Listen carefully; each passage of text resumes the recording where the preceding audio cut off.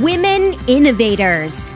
Interviews with women with big messages and big missions, sharing their stories to inspire you to live your passion and step up to make the world a better place. Here's your host, Tammy Patzer. Hi, this is Tammy Patzer, and I'm excited to introduce today's guest, Aileen C. Lee. Aileen has had a successful professional career for a leading business process services company in the corporate legal department. Her life has been characterized by a keen interest in spirituality and an in-depth study of alternative medicine. In 2011, Aileen's life transformed when she met Guruji Mahendra Trivedi, founder of the Trivedi Effect and Trivedi Global Incorporated. It was a turning point for Aileen, and she became a member of the Trivedi Healers Mastery Program. With Guruji Trivedi's guidance, she has discovered and developed her innate energy healing abilities. Through her association with Guruji Trivedi, she was given the unprecedented opportunity to test and validate her biofield energy healing capabilities in the area of science. Her evidence-based impact on overall health, well-being, and quality of life has now been published in peer-reviewed scientific journals. Welcome, Aileen. Thank you, Tammy, for having me. I'm excited to talk to you today because the world today, we have such abundance, yet we have a hunger problem around the world and even in the United States. And I wanted to ask you about that today because I know you've done a lot of research related to food abundance and also lack of food, and that you have some really good information about some of the reasons behind it. So with that, can you tell me more? What got me thinking about the subject of food abundance is that, we in the U.S. have a lot easy access to obtaining food, and it can be whether it is going to the market at our local or favorite grocery store, or where I lived in the Bay Area, San Francisco Bay Area. If you go north of Bay Area, like into Sonoma County and north, you can go and buy your food directly from their producers. Like there was a place, there's a place called business called Willie Bird's, and they sell poultry, and you can go and buy a fresh turkey from this place up in Sonoma County, and they're quite popular. They also sell at Williams-Sonoma, which is an interesting. And people can go and you can go to an order food through. You can have it like the local grocery store that I go to. You were able to go in and buy a prepared Thanksgiving meal, which I thought was interesting. So it's really interesting to see the abundance, how, the sources and how easily it is. But then I thought it got me to thinking about worldwide, that people are still going hungry. And I was just I just kind of did a little bit of more research on it. So I know that locally, I mean, we have a store here that they do a lot of hot foods and stuff, and they don't even put them on sale, and they basically say that they throw it away. And I know that, people often dumpster dive from grocery stores because of all the food that's thrown away. So what are some of the world hunger statistics that you found? Okay. From the Food Age Foundation, 1 in 7 people are hungry, and 1/3 of food is wasted. some 795 million people in the world do not have enough food to lead a healthy, active life.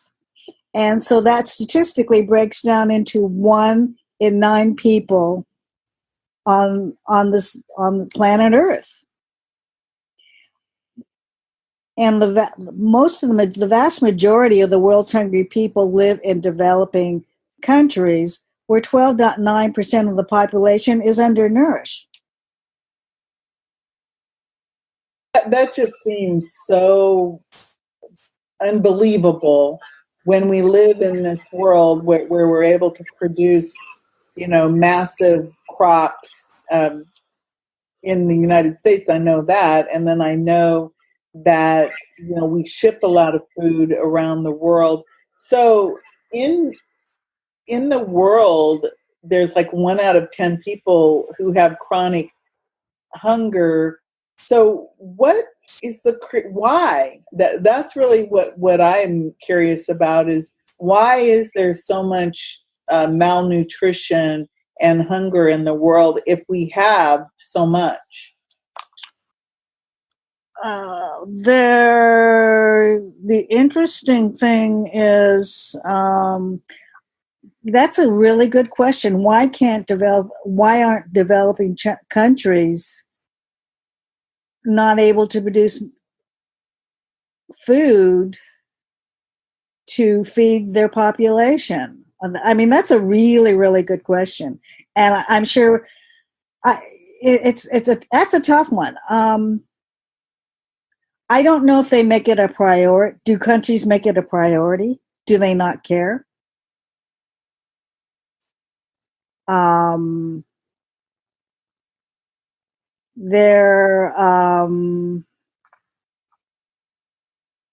don't really know. I mean, if you look, I know that, there's a lot of war, and there's a lot, sometimes in individual countries, they have droughts, they have issues, that there's war going on. And then, of course, there's just the different,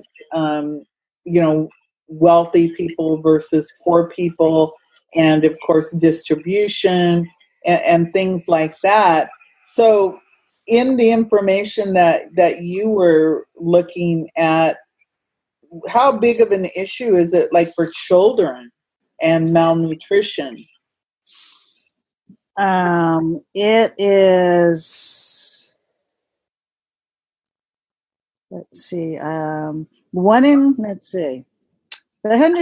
I'm reading this hunger statistics. 1 out of 6 children, roughly 100 million children in developing countries, is underweight. 1 in 4 of the world's children are stunted. And in developing countries, the proportion can rise to 1 in 3. There's 66 million primary school age children attending classes that hungry across the developing world, with 23 million in Africa alone. And the World Food Program, WPF, calculates that the U.S. at U.S. dollars 3.2 billion is needed per year to reach all 66 million hungry school-age children. That's a lot. Yeah, well, $3.2 billion, that sounds like a lot of money, but when you're talking about 66 million hungry school-age children, here's an interesting statistic that I was looking at my notes related to this, and it says if women farmers had the same access to resources as men, the number of hungry in the world would be reduced. Why do you think that that's true? I've heard it said that women are, the answer, and that I know in Africa, that when they empower women with economics, like by providing them with, say, chickens to have eggs, or if they give them goats, that the economics, that it actually makes the entire villages more productive and more economically sound. Do you have any opinions on why that might be, that when women are in charge of that, of farming and land, that it might be useful? I believe that when you give women access, like chickens or cows or or other poultry, ducks, that empowers them. I think it's a huge empowerment for women to be able to go out and have a skill that they can utilize, and at the same time they are helping to feed, they're helping the economic ability of the villages they live in, because they can go out and sell the eggs from the chickens, duck eggs, from the ducks, and they can also sell them as the chickens and the ducks. And if they raise beef or pork, they can sell the pigs for food. Yeah, so and that helps that helps them. And I think women, when they're given that responsibility, really take it seriously and just run with it. yeah, I've seen a lot of that in different programs where the women are doing, small businesses, and then of course they have the chickens and the ducks and the goats and everything. Also, in different countries, I've read about just food in general and incidences of illnesses. For example, they say in India that a lot of the people in India have diabetes, that cancer rates are up. And so it isn't just in the United States where we have all of these illnesses. And of course, growing food, in a non-organic way, requires lots of water and, of course, lots of chemicals. Do you think that the chemicals that we're using to grow food contribute to the health problems that we have in the world today? I agree with that and what you've just said. They talk, and then not only the chemicals in the food cause, and you don't know how it's going to react with in a person's body. Some people it's fine. Some people, they don't have that ability. Their bodies lack the ability to be able to absorb and these chemicals, and so they aren't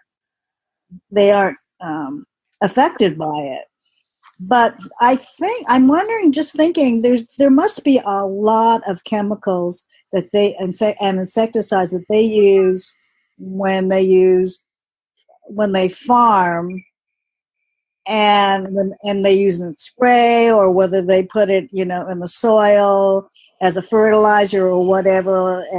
And I think the amount they use really, really affects people, in that they're getting serious diseases crop up as a result of that. And I think that's one of the reasons why we need to move towards an organic way of farming. Well, I think it would help the disease situation due to the insecticides and the fertilizer. Well, I know that even organic farmers, often they use organic or natural pesticides, things that will kill bugs that may or may not be harmful to humans. So I know that you've done a lot with life force energy and participated in scientific experiments using life force energy. And the Trivedi effect has done an awful lot of research related to growing plants and animals without the use of pesticides of any kind, and literally using the life force energy transmissions, and they've had good results with that. Were you involved in any plant-based experiments, or were you primarily involved in the mouse and cell-based experiments? I was involved in the mouse and cell base, which was the first one we did, and then I did the vitamin D3. Okay. I know when I went on the first Trivedi trip to India, we were at went to this institute and in Mumbai, and our abilities were tested on plants, which I thought was interesting, but I don't know if we ever got the results. I don't recall that we got the results. I don't know what happened to that. Mm-hmm. Well, I know that some of the fabulous scientific research has been done related to mangoes and cashews and even chicken, where they showed that with just life force energy that the mangoes grew and reproduced very well and had high nutritional value, and then with the cashews they were a vastly improved and abundant crop. And then the same with the chickens, that they were, the chickens were healthier and that they provided higher quality meat and everything. Do you see that in the future that agriculture may go beyond what would be considered traditional agriculture or even organic agriculture into what might be called a pristine agriculture, where the use of life force energy is used to help grow a higher quality food for people? I see that as a very bright future for growing food with no pesticides and no use of pesticides, and just sending life force energy transmissions. I remember reading about Guruji's, and we've listened to it in a recent online webcast about how Guruji he blessed the area, he blessed the soil, and he blessed the soil, and he went in and they planted the trees. And I believe they were the cashew trees. I think they did a control group and a non-control group.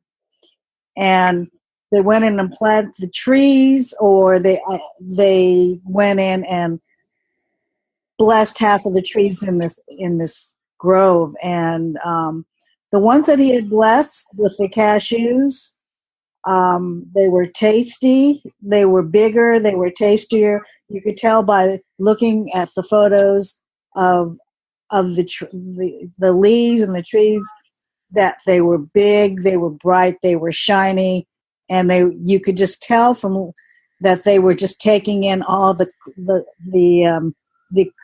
energy from the sun. Versus if you looked at the other photos of the ones where they were in the controlled, I mean, they were small. The trees were smaller. They didn't look upright and healthy like a tree. They were kind of short, and the branches grew out.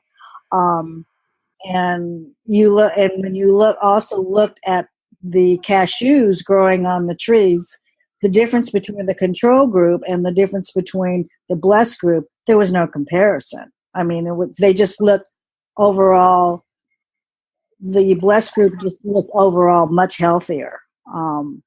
And there are some of us that have been fortunate enough to have some of the cashews from the trees that Guruji planted, and they are tasty.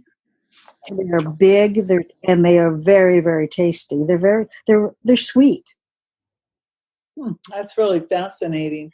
Well, I think it's really interesting that we're talking about food in general because, again, we live in a world of abundance, and of course, if we look to the future, that we could be providing better, higher quality food for more people without using more chemicals, without using more pesticides, what a improvement our entire planet would have, if we were able to create, better food quality with life force energy.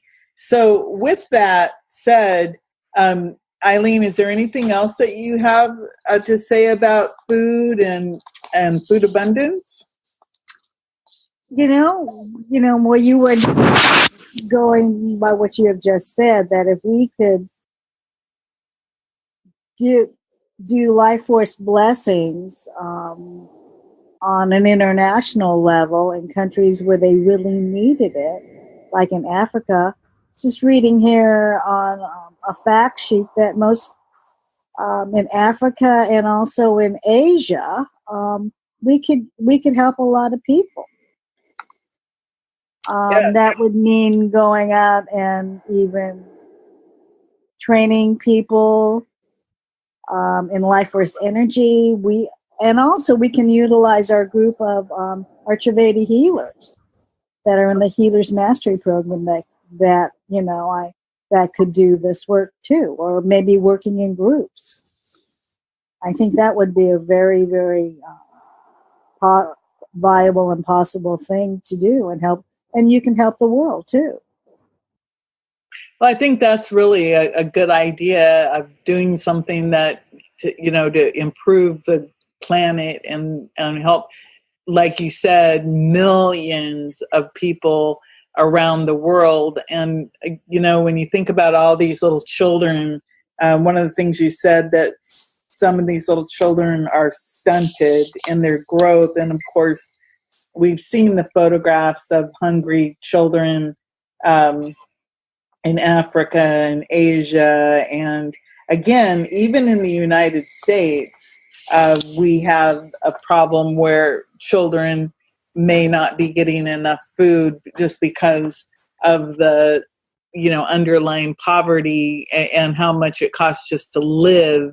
And, there's the low wages and things. There's so many things that attribute to hunger that aren't necessarily, it doesn't mean that you have to be living in Africa or Asia to be hungry, because in the United States and Canada, I know that we have hungry children because even in the town I live in Florida, more than half the kids are on free and reduced lunch programs. So that tells you that the amount of money available in their households to go to food is limited, and that's why they qualify for the free or reduced lunch. So everyone, Aileen has a website, and it's AileenClee.com, AileenClee.com. And there's a lot of information there about Aileen, about the science that we've been talking about. And believe me, when we talked about a couple experiments, we're talking about 2 experiments out of about 4,000 that have been done over the years. And on Aileen's website, you can see a lot of the science experiments are shared there, and you can take a look at the science and learn more about the different programs that Aileen offers, and also read her blog. There's a lot of information there. So again, it's AileenClee.com, Go check out her website. So thank you so much, Aileen. I really appreciate your time today. Thank you, Tammy, for having me and just kind of doing this discussion on poverty. You know, I just, like I say, it just gave me food for thought and how fortunate we are during this time of the year, during the holidays, to be living our abundant lives. But you know, it's time to take time to think about others and how they're doing too. You've been listening to Women Innovators with Tammy Patzer. To learn more, please go to womeninnovatorsradio.com. And please do subscribe and share to spread the big messages and big missions to change the world.